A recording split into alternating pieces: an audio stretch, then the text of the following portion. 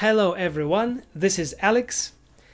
I'm going to talk about the Foundation series by Isaac Asimov, the original trilogy. I'm going to talk about these three books from EFL point of view. EFL means English as a foreign language, which means English is not my mother tongue. And I like to read books in English to enlarge my vocabulary. I will also give 5 tips how to read long novels for EFL readers. So let's get to it. First of all, I would like to talk about engagement. Each chapter is a cliffhanger. After finishing each chapter, you want to continue reading because it's so interesting. Overall feeling of the story told is that sometimes it feels like the events are a little bit erratic, and suspense is naive, but after finishing the trilogy, I can surely say that it all makes perfect sense in the end. The scope of events is vast and stretched throughout hundreds of years, but it feels adroitly connected.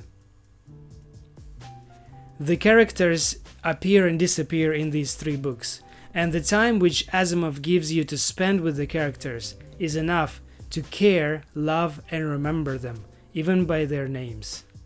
Language-wise, I would say that it's fairly easy to read, intermediate level and higher. And once you get used to the vocabulary in the first book, it will be easy to continue reading. And further down the road, using the dictionary would be superfluous. Occasional unfamiliar words pop up, but nothing of major importance. The trilogy was written in the 50s, so some language might seem to be a little bit outdated. Let's check out a couple of extracts. So check this out. You can see this highlighted Y after the cursive question mark sentence. If you look at the end of the sentence, it's a statement, right? It was confusing me for quite a while reading this trilogy because it was used a lot. And after asking my English native speaker friends, they told me that it's sort of asking a question and answering yourself in one sentence. And they also said that it's outdated and people don't speak like that any longer. And that answered my confusion because I've never heard people speaking like that before. And this trilogy was written in the 50s, so yeah. Language mutates, language evolves, and it changes, right? So it made sense after I figured it out. Now let me give you 5 tips about reading big novels without tedious process of checking every unfamiliar word. Tip number 1. The best way to avoid checking every unfamiliar word is not to, which means, plain and simple, read until you really get lost in the unfolding plot on the pages of a book. Check only keywords which obscure your understanding of what is going on in the story. Tip number 2. If you are a plotter, then do it this way. Read one page translating or finding synonyms or meanings of words, and then read the next several pages, let's say 5 to 10, without translating every unfamiliar word. This will save you time checking the unfamiliar words, and it would ease your reading, because going through the dictionary every minute is a job, right? It's a chore. Tip number 3. Pay close attention to the context. I think it's pretty obvious. Try to think and imagine what are you reading about. Try to follow the lead of the story, of the narration.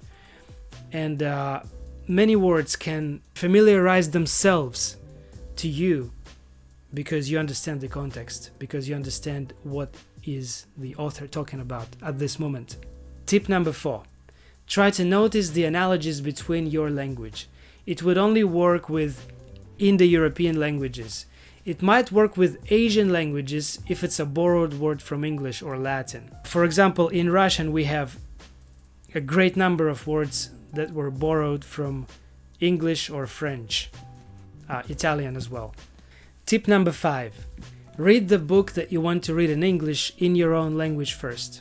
That would ease your understanding a lot. Or you might watch a movie or a TV show first. Very often adaptations are quite close to the actual plot in the book, but sometimes they differ in characters, in plot, like I said before. For example, in Foundation TV show, several characters are female instead of male, which is interesting and suits well modern ethics, or nowadays realities, if you will. Thank you very much for watching. I hope that my EFL point of view will be helpful for EFL readers. And I really hope that those 5 tips about reading long novels would be helpful for EFL readers. Please let me know if you have any other ideas how to make reading long novels be an enjoyable process, but not a chore. Thank you again. See you next time.